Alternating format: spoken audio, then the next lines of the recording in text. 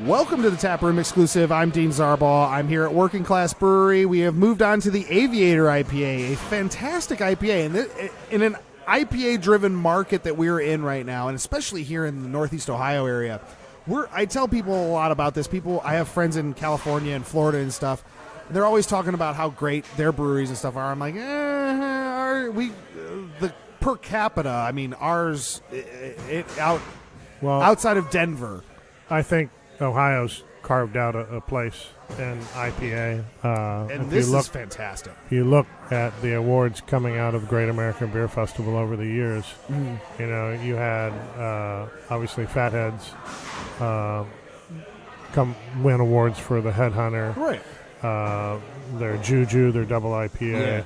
Yeah. Then, and I'm not sure who was next in line, but then it was either Columbus Brewing or Brew Kettle in Strongsville won awards for their IPA and double IPA, and then, you know, Columbus was right in there too. And that's a hard category to win in. I mean, it really is. Last year's IPA category, I believe, had 409 entries. That's insane. It's gotten bigger and bigger, but there's no question that the West Coast style IPA is what's favored pretty much across the country now. It's that hot bite, right? Yeah, and really, I think one of the ways it became so popular here was Matt Cole out at Fatheads had gone out to Bear Republic and Russian River and picked up, you know, some tips on how to deal with that style and the dry hopping. Yeah. It was a big departure from the old East Coast style IPA that had more crystal malt in it, more colors. Moving to the West Coast, where there's still dextrin malts in it, but they're not the dark crystal malts. I mean, ours has a good chunk of dextrin in it, but that's just to balance the hops. Okay. But the flavors of the crystal malts are absent, and that really lets the hop aromas and flavors shine through. Well, a lot of IPA purists feel that malt in an IPA that really shouldn't be there in the flavor. Yeah. It depends on the beer, is what I say. You know, those old East Coast styles definitely got sticky and heavy, and as they aged. And this is nice. It's bright. It's got a nice hop bite to it without being.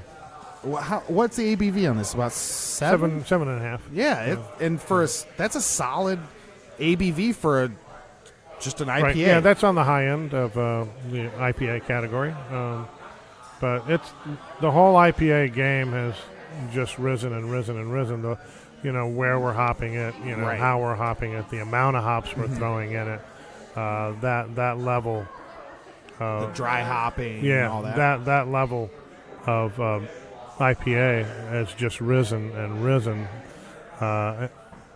People love it. Yeah, I mean, like I said, we're spoiled here. As far if you're an IPA lover in Northeast Ohio or in Ohio in general, you're lucky. You're lucky that you have this market, because it is a very strong market for IPAs. And I've had stuff. People have brought me stuff from like Florida or California. I've had a couple things, and I'll drink it, and I'll be like, it wouldn't survive here. There are things that I swear, if it was brewed here, it couldn't survive in this market. This is a fantastic IPA. It sticks out. It's got a nice bright character, but keeping that solid ABV. Right. It's a solid ABV, and we're hopping it every place we can. We're putting hops in the mash. A lot of citrus. Yeah, we're putting hops in the mash. We have a hop back. We put in fermentation hops while it's still fermenting. We drop that out and do dry hops after it's done. I mean, it's what, like, if you put dry hopping or doing it in the boil or doing it, what characteristics does that help bring out in an IPA? Well, that's something I've always been curious about. Up front in the boil, I'm dialing in a lot of IBUs right away. Okay, and that's you get that bitterness from the boil, from the early part of the boil, and then as you get towards the end, 15, 20 minutes towards the end, maybe 10, you can drive in a lot of hop flavor. Okay, and then obviously in the whirlpool, in the hop back, in the fermenter, after fermentation. It's all aroma driven. Okay. I'll tell you what, if there's one thing that's changing in this market or in the brewing world rapidly is the way we think about hopping beers, the techniques that we're using, and even, new styles like New England IPA and the brewed IPA. But it's really interesting. We're putting guys, especially for the New England IPAs, they're bringing the temperature of that beer down in a range that, brewers would never have done years back because, you risk. I think the thinking was, okay, you risk infecting the beer. Okay. But then, guys are thinking, well, we're putting hops in after fermentation, and of course the pH of the beer is lower. But the thinking has changed so much in the last couple of years about how we use the hops, when we use the hops, that it's exciting. Yeah, it really is. It's been fun to experiment with hops, and now you got guys saying that if you put hops in and it's above 160, you're picking up IBUs, where we never used to calculate in our recipes for IBUs, after the boil. That was it. Yeah. Anything that was put in after the boil was cut off. Okay. We were, there were no IBUs coming from that. I mean, not that maybe we never really thought about it.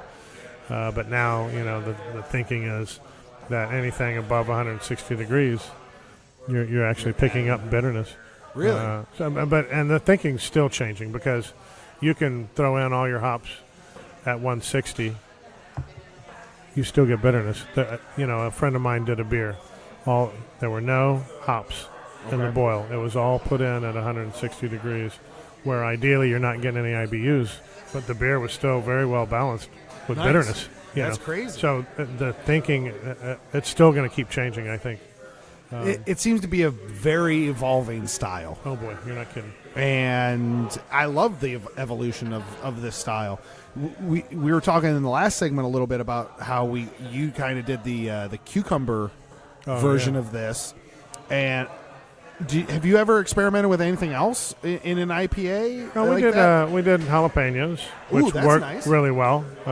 Just give it like a smokiness? How'd that differ? It'd be interesting to put chipotles in there and try and get some smokiness. But we did mangoes, we did pineapple. Oh, nice. But you get so many of those flavors from the hops, right? Then it gets a little trickier to really make something pineapple forward, or especially mango. Mango's, I think, been one of the toughest ones for me. Right. Trying to drive that flavor through. Yeah, because this has some mango undertones to it. Oh, no, absolutely. And, to then just kind of bring that out on top of having real mango in it, that's a delicate balance. Yeah, some of those, a fruit like that is real tricky because it's such a soft flavor. Yeah. To actually, especially drive through all the flavor that you already have in an IPA. Do you think is that sort of a reason people have been liking experimenting with like peppers? Is because it's something different and it kind of it's not easily found in the hops themselves? Yeah, peppers do come through really well in that beer. They come through in beer well, period. No matter the style. You have some choices to make, in terms of what peppers. Right. Are you going to blanch them? Are you going to scrape out the seeds? Are you going to remove the veins? How much heat do you really want in that beer? I mean, I take out all the seeds, so we're getting a ton of jalapeno flavor and aroma without the heat. Yeah. And that's, again, I think if a beer is too hot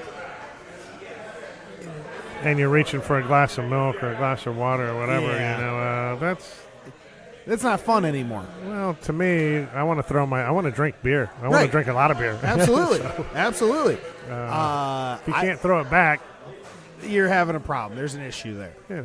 There's a little bit of there's some styles that you sip, but right. No, absolutely. But that's a built-in. That's kind of a built-in thing for that style. Yeah. It's not kind of just being made to see like, hey, what's in your face, like a pepper could be. Yeah. Oh, absolutely. It's really made to be more balanced and kind of. I don't know. It's I mean, I don't know if you've ever had like ghost pepper wings or whatever. no, I've not been that adventurous. I'm like, woo, you know, I had one. I had to go to the ice cream shop just to kill the burn. I had a coworker of mine. I work at a grocery store, and one of the guys in the produce, we actually got ghost peppers in, and this idiot went and took the whole thing and bit it into it by itself. And he had to go home that day. He had to go home because his face was so red. He was crying. Oh my God. And I was in the dairy department that day. He came in and just like grabbed a gallon of milk and took the top off and was just chugging it. No doubt. And I was like, why do you do this to yourself? And it was for like $5. Hey, it was like, why? yeah. Why? It's something eating. You got to be macho. Drinking. Gotta Eating show off. and drinking, right?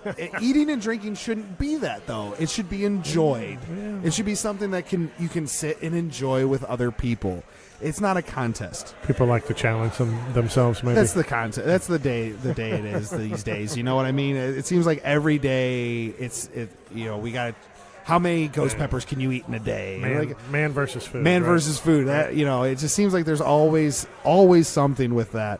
With the Aviator IPA, is there anything I might have missed that you wanted to get out about this? It's a fantastic beer. It's one of your flagships. Is that correct? It's our number one seller. Is it your number one seller? Yeah, Nice. absolutely. It's a laborious beer to make. It's a little longer day for us with the hop back because it's another vessel that we have to clean and empty. Okay. So it's always nice to have my assistant brewer here on those days. But I love that beer, and every time I go to the tap and have some, I'm like, wow, this is a real IPA. Nice. Yeah, I love it. My dad loves it. My dad's a huge IPA drinker. It's just got this great aroma and flavor. And, granted, I worked for Fatheads, so Right. I definitely IPAs. I know how I definitely picked up some tricks on how to make the beer. Absolutely, and it's nice and bright. It's got a nice juiciness without being that New England style. Right. It's a nice, fantastic, easy drinker. Even though it's 7.5%. Right. It's one of my favorite IPAs around here in Cleveland, bar none. I mean, it's fantastic. Rick, I appreciate you being here for all these parts. I appreciate you taking the time to do this, and we'll get going.